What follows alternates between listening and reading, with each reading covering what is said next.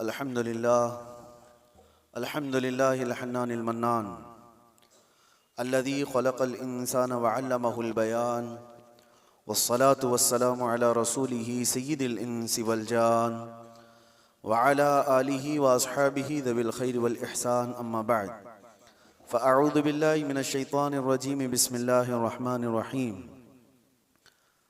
अल-यौम अकमलतु लकुम दीनकुम व अतममतु अलैकुम निअमती व रज़ीतु लकुमुल इस्लाम दीना।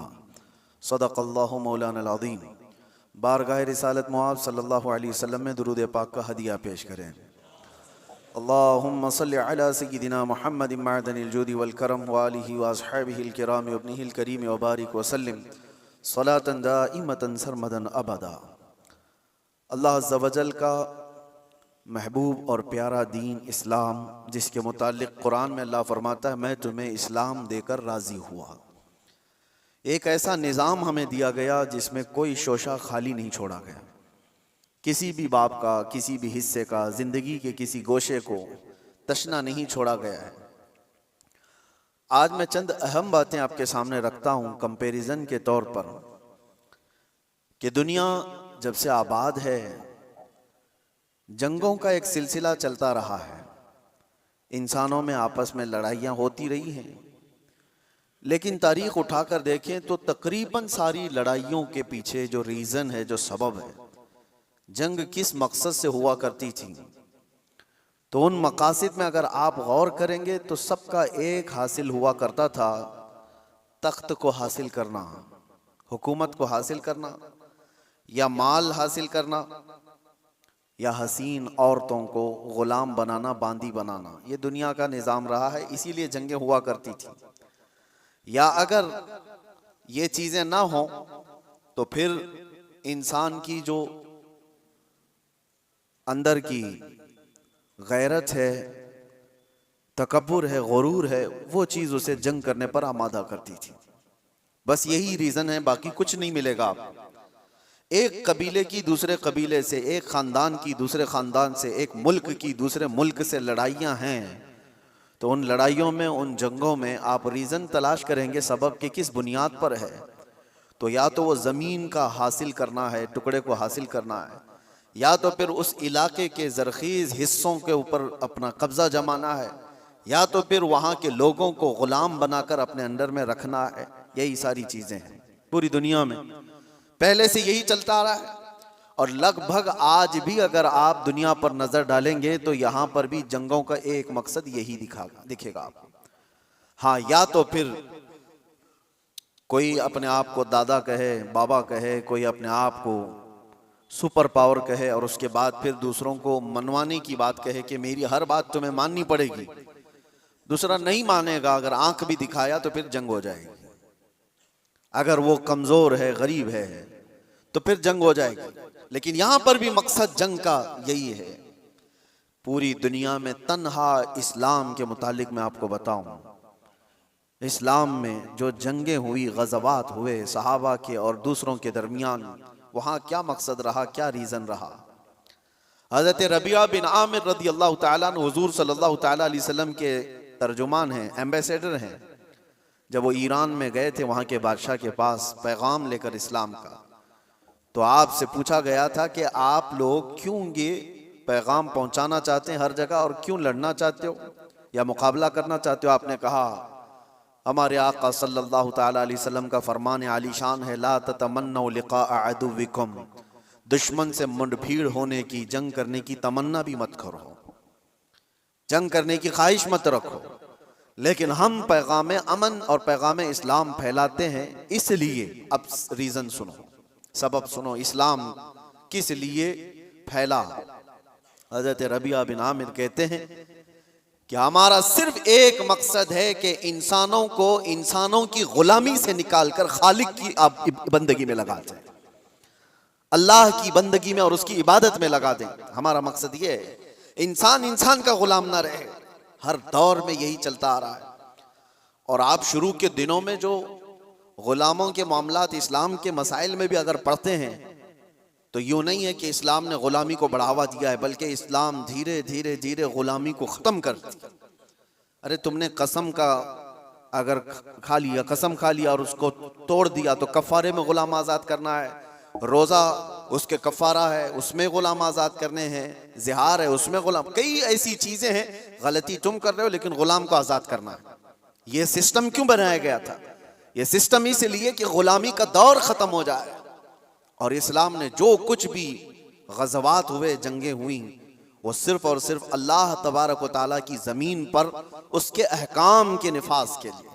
दूसरा रीज़न उन्होंने बताया था कि जब कभी जंग करने का हुक्म हमें उस वक्त तक नहीं है जब तक किसी कौम के ऊपर कोई ऐसा जालिम आ जाए जो वहां के लोगों का जीना धोबर कर चुका हो, उनको सांस लेने की भी दिक्कत आ गई हो, तो फिर इस्लाम कहता है कि अल्लाह तबारक व तआला की मखलूक को आसानी पहुंचाने के लिए और जालिमों से नजात दिलाने के लिए फिर उसके लिए जंग होगी।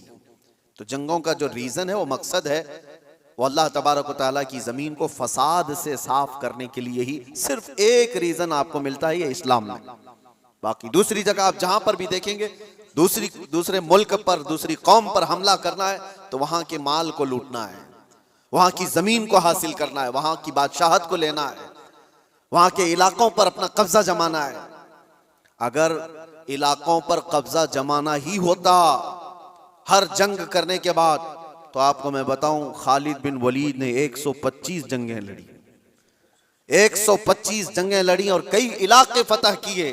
क्या हर इलाके को फतह करने के बाद खालिद बिन वलीद ने अपनी बादशाही का ऐलान कर दिया कि आज के बाद से इस इलाके का मालिक मैं हूं, इस इलाके का बादशाह मैं हूं? नहीं।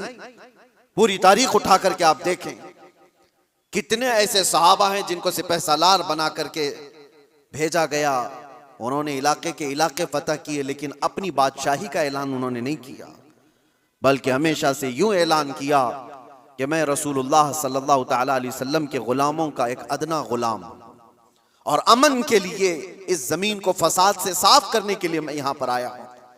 मोहम्मद बिन कासिम 19 साल की उम्र में हिंदुस्तान आया था। आपको पता है, मोहम्मद बिन कासिम सबसे पहले 10,000 का लश्कर लेकर के जब आया था, वो भी हिंदुस्तान क्यों आया था? हिंदुस्तान में जुल्म इस तौर पर एक राजा दाहिर सिंह ने और उसके गुंडों ने कुछ औरतों को कब्जा में ले लिया जो हज के सफर पर जा रही थी, और औरतों का माल भी लूट लिया, उनको कैद में रख दिया गुंडों ने। उन औरतों ने गुहार लगाई, कुछ लोगों ने उन औरतों की ये बातें सुनी और अरब के उस वक्त के गवर्नर जो थे हज्जाज बिन यूसुफ के पास ये खबर सुना रहे थे। हज्जाज बिन यूसुफ का भतीजा मोहम्मद बिन कासिम 19 साल का, उसने ये खबर सुनी कि इतनी दूर कुछ औरतों पर कुछ जालिम गुंडे जुल्म कर रहे हैं। उसने वहीं से आवाज लगाई, लब्बैक या उख्ती, ऐ मेरी बहन, मैं आ रहा हूं तेरी मदद के लिए। और उस जमाने में 4000 किलोमीटर का सफर करके आने वाला, जंगलों का सफर, दरियाओं का सफर, पहाड़ों का सफर, 10,000 का लश्कर लेकर एक जवान आया है, और फिर उस जमाने में मौजूद इन गुंडों और इन जालिमों को जो औरतों के हुकूक की पामाली कर रहे थे, ललकार करके कहा। फिर मुकाबला हुआ, 3 दिन तक ये लड़ाई चली थी। उसके बाद वो सारे गिरफ्तार हुए और राजा की भी गद्दी चली गई, तख्त चला गया, सब खत्म हो गया। एक 19 साला लड़के ने अमन का परचम लहराया था, लेकिन रीजन क्या था, मकसद क्या था? जुल्म से इलाके को साफ करना। और उसके बाद एक बड़े पंडित हैं इलाहाबाद यूनिवर्सिटी के, वो रिसर्च स्कॉलर भी रहे, और लिखी हुई उस मौर्रिख की किताब में से आपको मैं बताऊं, मुसलमानों की लिखी हुई तारीख की बात नहीं कर रहा, पंडित ने लिखा है, हिंदू पंडित हैं, उन्होंने लिखा कि मोहम्मद बिन कासिम जब आया तो उसने साफ ऐलान किया था, इस इलाके में रहने वाले जिसको जिस चीज पर अमल करना है वो आजाद है, कोई मेरा नौकर नहीं है, कोई मेरा गुलाम नहीं है। और अदल ऐसा कायम किया था कि पूरे इलाके वालों ने अपने सर आंखों पर उसको बिठा रखा था, 19 साल के जवान को, क्योंकि लोग राजाओं के जुल्म से तंग आ चुके थे। देखा था उन्होंने किस तरह से किसी की भी औरत को उठा करके अपने हरम सरा की जीनत बना दिया करते थे। लेकिन एक 19 साला जवान जब आया तो उसने आदल व इंसाफ ऐसा कायम करके दिखाया था, हर एक ने अपनी बाहें फैला करके उसका इस्तकबाल किया था। ये हिंदू पंडित की किताब में लिखा हुआ मौजूद है, अपने नहीं, दूसरों ने इस अदल और इंसाफ के मुतालिक लिखा है। इस्लाम का रीजन ये रहा है मेरे अजीजों, दुनिया हजार प्रोपेगेंडा फैलाए आज, तारीख के ऊपर तुम कितने धब्बे डाल करके छुपाओगे। अगर पीछे जाओ अरब की जाहिलियत में अगर जंगें देखेंगे आप, अल्लाह की पनाह, जो मशहूर जंगें हैं वहां की, हर बसूस एक नाम से जंग हुई जो 40 साल तक चलती रही। बनी बकर और बनी तगलब, ये दो कबीले थे। इन कबीलों में हुआ क्या था, बनी बकर की ऊंटनी बनी तगलब के चरागाह में आ गई थी, ऊंटनी चरने के लिए आ गई गलती से, इस पर जंग शुरू हुई और 40 साल चली थी। कैसी जंग हुई थी दोनों कबीलों में, जब तक दोनों कबीलों के लोग खत्म ना हो गए, दोनों कबीलों की ऊंटनियां और घोड़े मर नहीं गए, तब तक ये जंग चलती रही। उसके अलावा और भी जंगें हैं, औस और खजरज की लड़ाई 120 साल तक चली थी। ये सिर्फ और सिर्फ गुरूर और तकब्बुर की बुनियाद पर चली हुई जंगें हैं। इलाके के इलाके उन्होंने खत्म कर दिए थे, नस्लें खत्म हो गई थी। नबी पाक सल्लल्लाहु ताला अलैहि वसल्लम के मदीने तैयबा आने तक औस और खजरज की लड़ाई चल रही थी।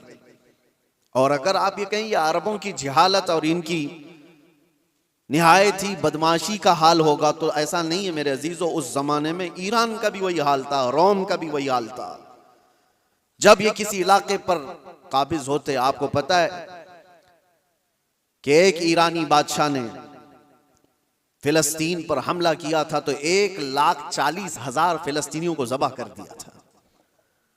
और रोम वाले क्या करते थे, रोम के ईसाई जब यहूदियों पर काबिज होते थे तो उनके यहां तो मशगला था। हजारों लोग जब जंग में कैदी बनकर के आते थे तो इंटरटेनमेंट के लिए रोजाना मैदान सजाए जाते थे, और उसमें बड़े बड़े जो पहलवान हैं, जो सिपह सालार हैं, वो अपनी तलवार का जौहर दिखाने के लिए इन कैदियों को एक साथ मारते थे। और ये मुकाबला होता था कि एक वार में कितनी गर्दनें उड़ा सकता है आदमी। ये रोमियों का मशगला था ये उनका।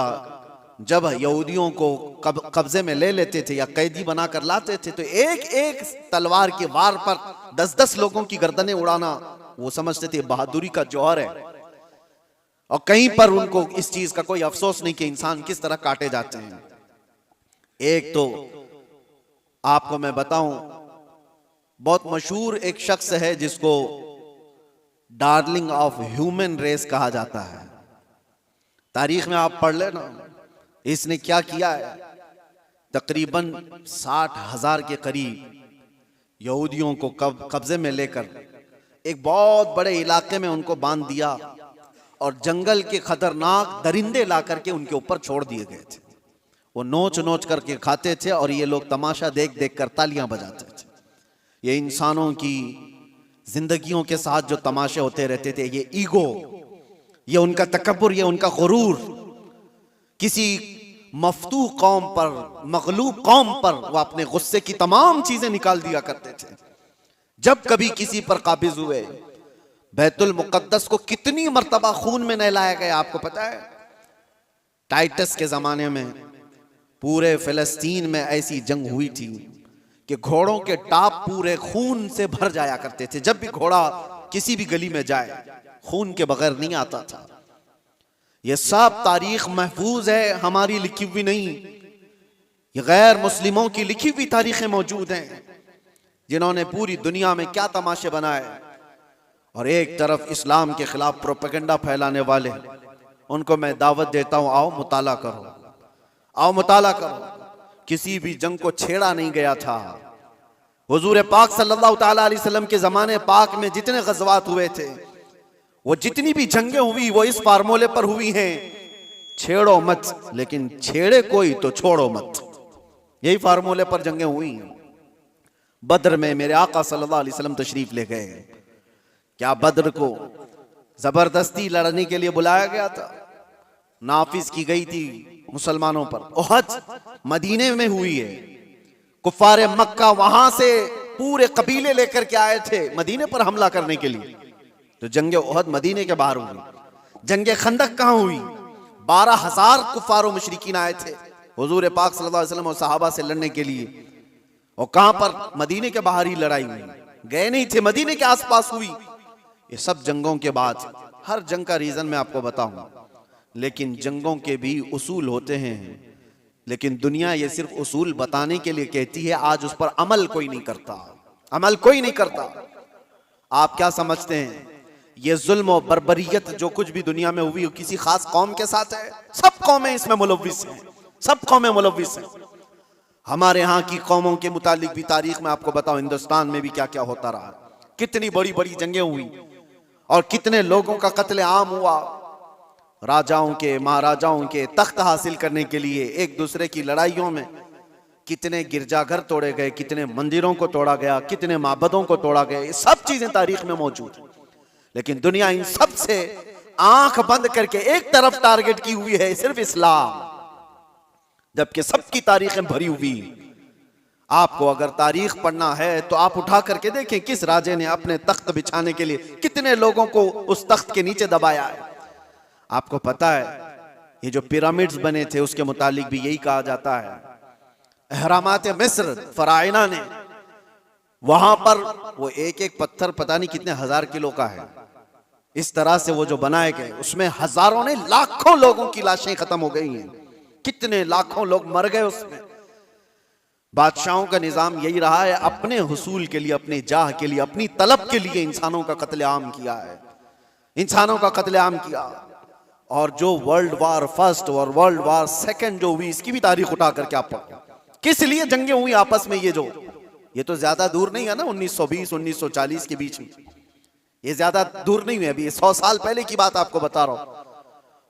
फर्स्ट वर्ल्ड वार और सेकंड वर्ल्ड वार में जो लोगों की मौतें हुई हैं, फर्स्ट में तकरीबन 3 करोड़ लोग मारे गए, करोड़, 1 2 100 200 1000 2000 की बात नहीं कर रहा हूं, 3 करोड़। और सेकंड वर्ल्ड वार में उससे भी ज्यादा लोग मारे गए, जख्मी हुए। ये सिर्फ और सिर्फ बादशाहों ने अपने तख्त के लिए, अपनी जमीनों के लिए लड़ाइयां लड़ी। और टोटल मेरे आका सल्लल्लाहु अलैहि वसल्लम ने अपनी जिंदगी पाक में 17 गज़वात में शिरकत फरमाई। कितने? 17 गज़वात में। और टोटल 17 गज़वात को मिलाएंगे तो 252 लोग मरे थे, इसके अलावा नहीं। 17 जंगों की जो लिस्ट बताई जाती है मेरे अजीजों, लेकिन फिर भी दुनिया को एतराज है इस्लामी जंगों से। आपको मैं बताऊं, जंगों के उसूल होते हैं, उसलूब होते हैं, तरीक़ेकार होते हैं, लेकिन किसी ने अमल नहीं करना है उस पर। गुआंतानामो बे जेल के मुतालिक सुना होगा, अबू गुरैब जेल के मुतालिक आपने सुना होगा, अमेरिकी लोगों ने जो इराक जंग के बाद वहां के कैदियों के साथ सलूक किया है, यह हमने नहीं है, ह्यूमन राइट्स की तंजीमों ने लिखा है, इसको तारीख में मौजूद है। कैदियों को लिटा करके उनके ऊपर कुत्ते छोड़ दिए जाते थे, कैदियों को बांध करके उनके मुंह पर पेशाब किया जाता था और उनको गलाजत खाने पर मजबूर किया। इंसानियत से गिरे हुए हरकतें। एक जालिम जब नशा के गुरूर में आता है तो ऐसी हरकतें करता है, लेकिन जिसके सीने में ईमान हो वो क्या करता है? अल्लाहु अकबर। मेरे अजीजों, मुहम्मदुर रसूलुल्लाह सल्लल्लाहु तआला अलैहि वसल्लम के पाए अक़दस पर मैं तुम्हें लेकर चलता हूं। ये वो वक्त है जब अल्लाह के हबीब सल्लल्लाहु तआला अलैहि वसल्लम का पैगाम दुनिया में बहुत दूर तक जा चुका था। यमन, इराक, शाम, मिस्र, हर जगह पहुंच चुका था और 1,20,000 सहाबा उस वक्त मौजूद थे जब नबी पाक सल्लल्लाहु तआला अलैहि वसल्लम की कुव्वत का आलम था, गलबे का वक्त था।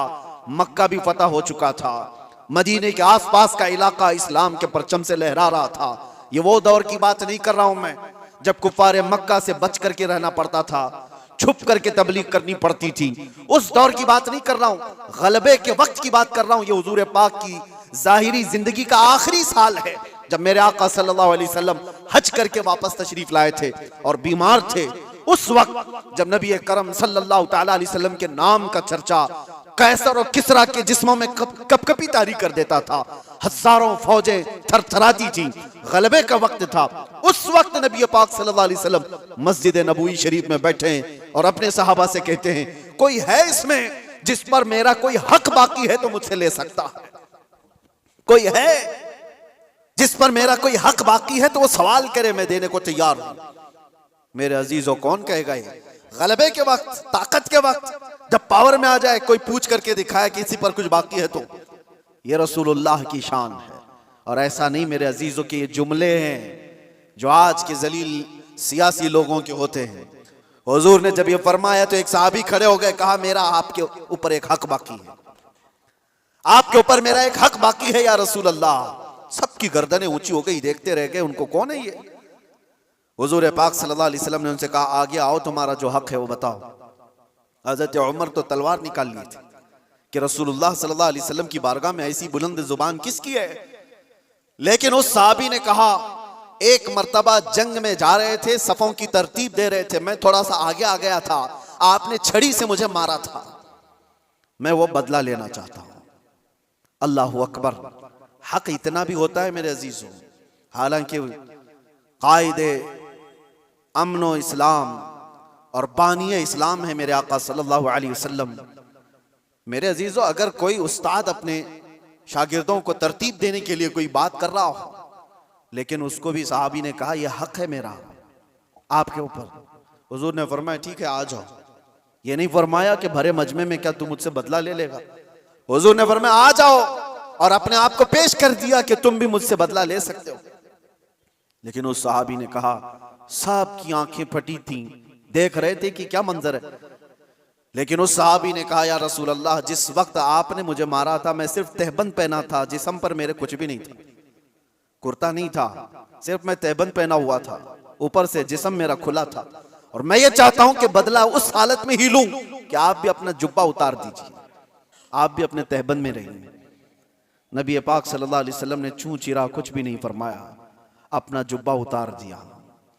लाओ दुनिया की कौमों को एक आइडियल, कोई ऐसा जो अपने आप को अपनी कौम के सामने पेश करे। यहां तो डरपोक लोग ऐसे बैठे हुए हैं जिनको सवालात से का सामना करने की हिम्मत नहीं है, ताकत नहीं है, अपनों के सामने ही वो रियाया का क्या मुकाबला करेंगे, क्या सामना करेंगे।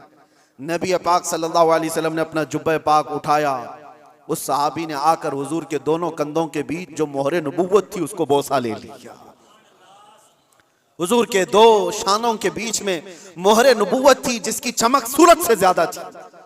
उन्होंने बोसा ले लिया और कहा मैं कामयाब हो गया और मैं बदला ले लिया, मुझे बस वो मोहरे नबुव्वत छूमनी थी। लेकिन मेरे अजीजों, वो सहाबी का अपना तरीका था, लेकिन रसूल पाक सल्लल्लाहु अलैहि वसल्लम ने अपने आप को पेश तो कर ही दिया, अपने आप को पेश तो कर दिया। और जंगों के हालात के मुतालिक आपको मैं बताऊं, बदर के वो 70 कैदी जिनको गिरफ्तार करके मदीने लाया गया था, लोग तो कह रहे थे इनको मार दिया जाए, इनको जला दिया जाए, इनको काट दिया जाए। नबी पाक सल्लल्लाहु तआला अलैहि वसल्लम ने एक भी कैदी को कत्ल करने का हुक्म नहीं दिया। कहा कि गिरफ्तार हुए, तलवार हम पर उठाए थे इसलिए आज ये कैदी हैं, आज ये हम पर, क्योंकि अगर गलबा पाते तो हमको मार देते। उसूल तो यही है, आज ये कब्जे में आए। लेकिन मेरे आका सल्लल्लाहु अलैहि वसल्लम ने क्या निजाम रखा था। उन कैदियों को पूछा गया, तुम में से अगर कोई हुनर जानता है, कोई फन जानता है, कोई कलाकारी आती है तो आओ मेरे 10 सहाबा को वो हुनर सिखाओ, तुम आजाद हो जाओ।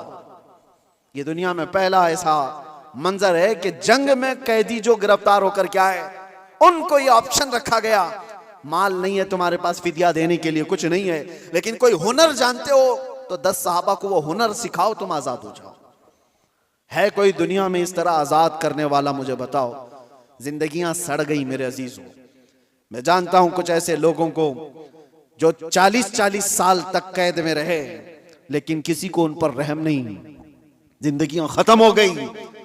ना अफ़्व दरगुजर का कोई निजाम है, कोई सिस्टम नहीं है इंसानों को माफ करने का। ये तो रसूल मुख्तार सल्लल्लाहु तआला अलैहि वसल्लम है। यहां तक कि मेरे अजीजों, इस्लाम लाने के बाद मेरे आका सल्लल्लाहु अलैहि वसल्लम ने फरमाया कि उसको उसके पिछले कामों की आर ना दिलाई जाए, और यह भी फरमाया अगर किसी ने किसी गुनाह से तौबा कर लिया तो उसको पिछले गुनाहों की आर ना दिलाई जाए। अल्लाह के हबीब सल्लल्लाहु तआला अलैहि वसल्लम के यहाँ अफ़्व दरगुजर का, माफ करने का इतना ज्यादा सिस्टम मिलता है। तो जंगों के जो हालात में आज आपको बता रहा हूं, दुनिया किसी भी हद तक गिर सकती है और गिर रही है, मगर निजाम इस्लाम यह है कि अगर जंग भी हुई है या कहीं पर लड़ाइयां हुई हैं तो सिर्फ अमन कायम करने के लिए, फसाद को जमीन से खत्म करने के लिए। जिस तरह से डॉक्टर इंजेक्शन मारता है तो ये नहीं है कि तुम्हें सुई चुभा करके दर्द देना चाहता है। इस बज़्म में मकसूद है इस्लाह मफासिद। नश्तर जो लगाता है वो दुश्मन नहीं होता। अजीजा ने गिरामी वक़ार, मैंने बहुत सारी चीजों को कंपेयर करके देखा है, कहां कहां किस तरह की जंगें हुई, कितना कत्ले आम हुआ, वो सब में जाकर के आप इस्लामी जंगों को कंपेयर करके देखिए। मैं दावत देता हूं फिक्र करने की, पढ़ने की, मुताले की। नौजवानों को एक बार देख करके तुम बताओ, फिर अपने रिसर्च के बाद, स्टडी के बाद तुम्हें पता चलेगा दुनिया की जंगें किस लिए हुआ करती थी। और इस्लाम के, मैं उन बादशाहों की बात नहीं कर रहा हूं जो जालिम बादशाह बनाम मुसलमान रहे। बनाम मुसलमान जो बादशाह रहे उनकी मिसाल मत देना। हाँ, मैं उन लोगों की बात कर रहा हूं जिसमें अबू बकर सिद्दीक आते हैं, मैं उनकी बात कर रहा हूं जिसमें उमर फारूक आते हैं, मैं उनकी बात कर रहा हूं जिसमें उस्मान गनी और हैदर कर्रार आते हैं, मैं उन लोगों की बात कर रहा हूं जिसमें उमर इब्न अब्दुल अजीज आते हैं रिदवानुल्लाह ताला अलैहि मजमाइन, जिन्होंने रसूलुल्लाह सल्लल्लाहु ताला अलैहि वसल्लम के मुकम्मल मिशन को नाफिज किया है। मैं उनकी बात कर रहा हूं, मिसाल ला करके दिखाओ। हाँ, अगर जालिम बादशाहों की कुछ तुम्हें इक्का दुक्का मिसालें मिलती हैं तो मैं उसको इस्लामी मिसाल नहीं समझता। इस्लाम से जिसका ताल्लुक होगा वो जुल्म और बर्बरियत नहीं करेगा। और दूसरी बात आखिरी मैं आपको बताऊं, ये दौर भी वही है, पहले का दौर भी ये चलता आ रहा है। दुश्मनों के साथ मुकाबला करने के लिए जवां मर्दी के साथ मुकाबला करो, जो इस्लाम ने बताया। आमने सामने मुकाबले होते रहे, लेकिन पहले से मैंने देखा है, सिर्फ और सिर्फ इस्लाम को छोड़कर मैं बात कर रहा हूं, दुनिया की सारी कौमें दुश्मन को हराने के लिए, मुकाबला करने के लिए जिन चीजों का इस्तेमाल करती आ रही है वो जलील चीजें, दो चीजें, दौलत और औरत। वो अपनी बेटियों को तक दुश्मन के घर भेजने पर राजी हो जाते। कितनी ऐसी मिसालें आपको बताऊं।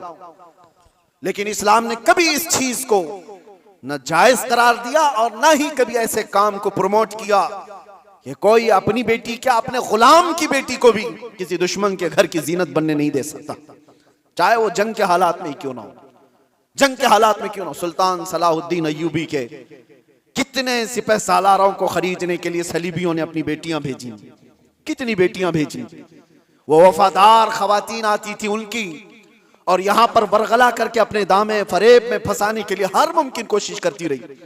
सिपाहियों में शहवत को फैलाना सुल्तान तक पहुंच गई। आज भी कई बादशाहों के हरम सराओं की जीनत बनी हुई हैं दूसरों की बेटियां। ये जमाने में हर कौम अपनाती आई है, लेकिन इस्लाम ने कभी इसको प्रमोट नहीं किया, कभी नहीं। बल्कि सिद्दीक़ अकबर रदी अल्लाह तआला अन्हु के जमाने में एक यहूदी खातून आई और कहा, मैं मदीने छोड़कर यमन जाना चाहती हूँ। यहूदी औरत थी, कहा मुझे घुटन महसूस हो रही है, मैं यमन जाना चाहती हूँ। सिद्दीक़ अकबर ने कहा कोई बात नहीं। दो जवान सहाबा को उस खातून के साथ कर दिया और कहा इसको यमन तक सही सलामत छोड़ के आना। और उसको ऊंटनी पर सवार किया गया। दो नौजवान सहाबी, यहूदी औरत है, मुसलमान औरत की बात नहीं कर रहा हूं, उसको यमन तक लेकर के गए। जहां जहां चेकिंग पॉइंट आती थी, लोग पूछते कौन है, कहां से आ रहा है, ये दोनों जवान जवाब देते खलीफा इस्लाम सिद्दीक़ अकबर की कोई मेहमान है, यमन जा रही है। कोई सर उठाकर नहीं देखता था। वो खातून यमन पहुंचती है और उसके बाद सारे लोगों को, अपने कबीले को, खानदान को जमा करके कहती है, मैं तो वहां से ये सोच करके आ रही थी कि ये मुसलमान वहशी होंगे, हमारी इज्जतों पर हमला करेंगे, मगर पूरे सफर में मैंने दो जवानों को देखा, एक बार भी नजर उठाकर देखने को तैयार नहीं। मैं गवाही देती हूं कि इस्लाम सच्चा है और मदीना ही पुरअमन है। मैं वापस जाती हूं उसी हरम में जहां रसूलुल्लाह ने अमन के पैगाम पहुंचाए थे। ये बेटियों की हिफाजत के लिए, आपको पता है औरंगजेब औरंगजेब औरंगजेब, आज दुनिया भर में ये जो एक छवि को खराब करने की कोशिश की जाती है, तारीख को तोड़ मरोड़ कर बताने की, आपको पता है। आप तारीख देखें, मैं औरंगजेब की पूरी तारीख बताने के लिए नहीं खड़ा हूं, लेकिन एक चीज मिलती है। बनारस में एक पंडित के घर एक लड़की थी, जवान लड़की, और जब वो जवान हुई तो बनारस में उस वक्त जो गवर्नर था, कोतवाल था शायद, उसका नाम इब्राहिम कुछ था, मुसलमान था, अय्याश किस्म का था। लड़कियों के ऊपर डोरे डालना, उनको पकड़ना, उनको अपने हरम में जीनत बनाना, ये उसके काम थे। अब ये खूबसूरत जवान लड़की पर वो फिदा हो गया, आशिक हो गया। और उसने किसी भी तरह से इस लड़की को हासिल करने के लिए एड़ी चोटी का जोर लगाया। और आखिर में आकर के हुआ ये कि उसके घर के अतराफ हिसार हो जाता था, घेराबंदी। फिर पंडित मजबूर हो गया, अपनी बेटी से कहा कि चलो, जब वो बड़ा आदमी है तो उसके आगे हम लोग कुछ नहीं कर सकते, बेटी तुम चले जाओ, तैयार हो जाओ, वो चाहता है तुमसे शादी करने के लिए। लड़की को इस चीज की बिल्कुल भी रजामंदी नहीं थी। उसने कहा कि मुझे थोड़ा वक्त दे दीजिए। वो एक उस वक्त सवारी लेती बनारस से, तारीख में मौजूद है, और उसने उसी वक्त दिल्ली का सफर इख्तियार किया जहां औरंगजेब आलमगीर जामा मस्जिद में हुआ करते थे। जुमा का दिन था। ये खातून मर्दाना लिबास पहन करके गई, लड़कों का लिबास पहन करके। जब बादशाह इस्लाम उस वक्त के सुल्तान निकल रहे हैं और लोगों से उनकी हाजतें पूछ रहे हैं, उसी वक्त ये लड़की खड़ी थी। औरंगजेब ने अपनी चादर उठा करके दे दी और कहा, बेटी इस लिबास में तुम्हें अच्छा नहीं लगता, तुम अपना चेहरा ढाक लो, तुम अपना सर ढाक लो, और तुम्हारी क्या हाजत है? तो उसने कहा कि मेरी हाजत कुछ तवील है, मैं आपको तनाई में सुनाना चाहती हूँ। बुला लिया। दौलत कदे पर वो खातून आई, जवान लड़की, और उसने वाकया सुना दिया कि आपका भेजा हुआ गवर्नर, आपका भेजा हुआ कोतवाल इस तरह से लड़कियों की इज्जत पर हमला करता है, और मेरे घर पर भी अब उसकी नजर है और मुझे अपनी हरम की जीनत बनाना चाहता है। तो औरंगजेब ने कहा कि ठीक है, वापस जाओ, तुम्हारे बाप से कहो शादी की तैयारियां कर लें। वो लड़की मायूस हो गई, जिस चीज के लिए मैं बनारस से दिल्ली का सफर करके आई थी, बादशाह भी यही कह रहा है, लेकिन एक दिल में हो एक आस थी कि बादशाह ने मुझे बेटी कहकर पुकारा। वापस वो आई, अपने बाप से कहा, बादशाह ने तो ये कहा। बाप ने कहा कि बेटा अब कहाँ इंसाफ है, तुम तैयारी कर लो। डोली सज गई और शादी का दिन भी आ गया। वो जालिम अय्याश कोतवाल अपने सिपाहियों समेत इसकी डोली उठाने के लिए आया और रास्ते भर में लोगों पर लुटाते हुए जा रहा था। और जैसे ही बीच रास्ते में पहुंचा, एक फकीर आया और उसको कहा कि मुझे भी कुछ लुटाना चाहते हो? उसने कहा नीचे जितनी गिरी हुई हैं वो सब उठा ले। उस फकीर ने उसको बग्गी से नीचे खींच लिया। तो जैसे ही नीचे खींचा, ये कोतवाल जल्लादों से पुकार कर कहा कि कौन फकीर है जो बदतमीजी कर रहा है, तुम सबके सब आ जाओ। फकीर अपना जुब्बा उठाता है तो वह औरंगजेब वहां पर खड़ा है। कहा, वालिए हिंदुस्तान आलमगीर तेरे सामने खड़ा है, और क्या तुझे इस काम के लिए इस शहर भेजा गया था कि तू रोज अपने हरम सराओं में नई लड़कियों को जीनत बनाए अपनी बिस्तर का? और उसके बाद उसी वक्त उसकी सारी चीजें छीन ली गई। फिर उसको घोड़े के पैरों पर बांध कर खींचा गया।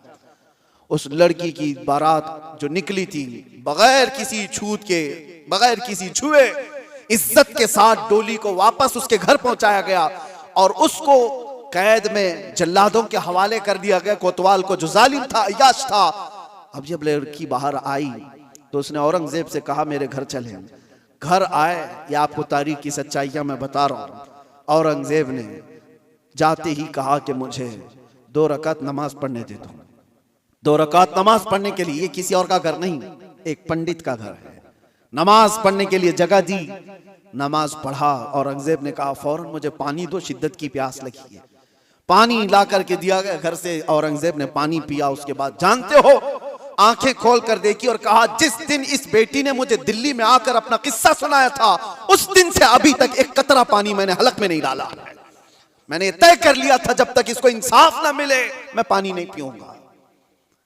बेटियों को लोग दूसरों के हरम सरा में पहुंचाने वाले, तारीख इस्लाम को तोड़ मरोड़ कर पेश करने वाले, जरा इस तारीख को भी देखें। और मेरे अजीजों, ये ऐसी वैसी बात नहीं।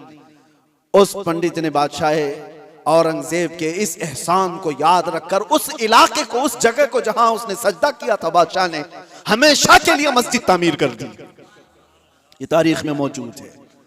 मैं आपको सिर्फ और सिर्फ एक झलक बता रहा हूं। इस्लाम ये काम नहीं करता कि अपने रिवायात को, अपने उसूल को जंगों में और दुश्मनों में सब तोड़ दिए जाएं और अपनी बेटियां भी किसी के यहां भेज दिए जाएं। ये इस्लाम की फितरत में नहीं है। इस्लाम उसूल की सच्चाइयों पर चलता है।